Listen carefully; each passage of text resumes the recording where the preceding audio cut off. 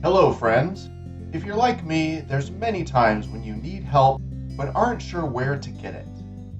Today I'll share a story which will help you have faith that assistance is coming, so don't despair.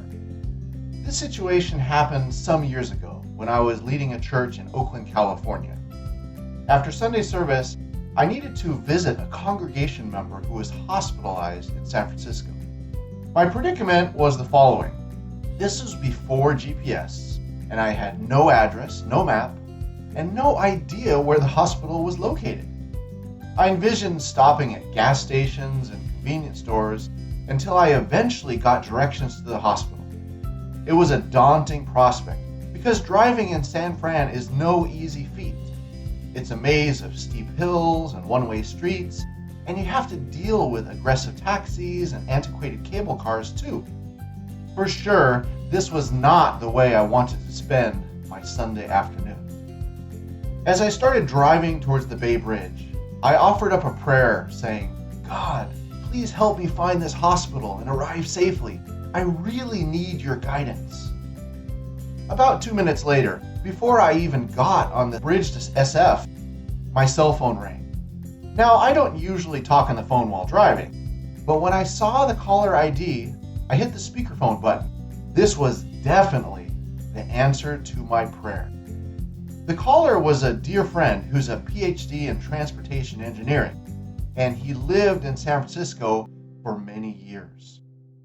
After answering my friend's question, I told him my problem, and then he proceeded to tell me exactly how to get to my destination. The right freeway exit, a little-known one-way street through the city, and a couple turns at the end. It was so simple, I didn't even have to write it down. Thanking my friend, I drove to the hospital with peace and confidence, arriving about 20 minutes later. To top it all off, while visiting in the hospital, some other congregants arrived about 10 minutes after I did, and they had left church before I did with directions.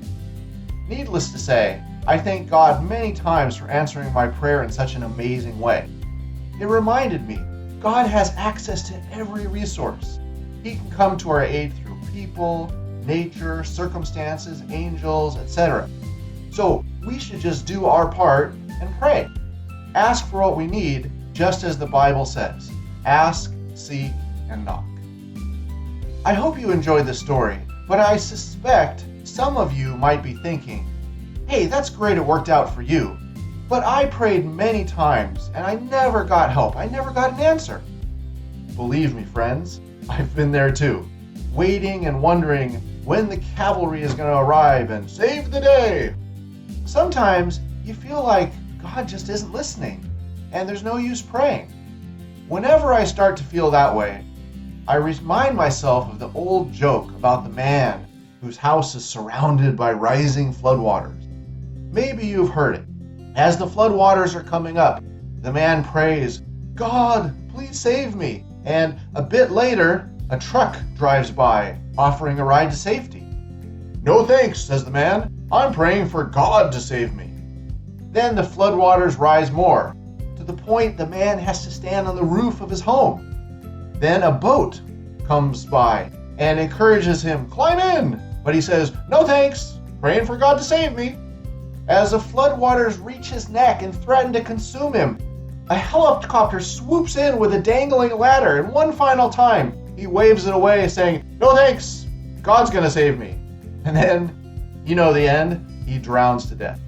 Later, when the man asks God in heaven, "God, I prayed so much, why didn't you save me?"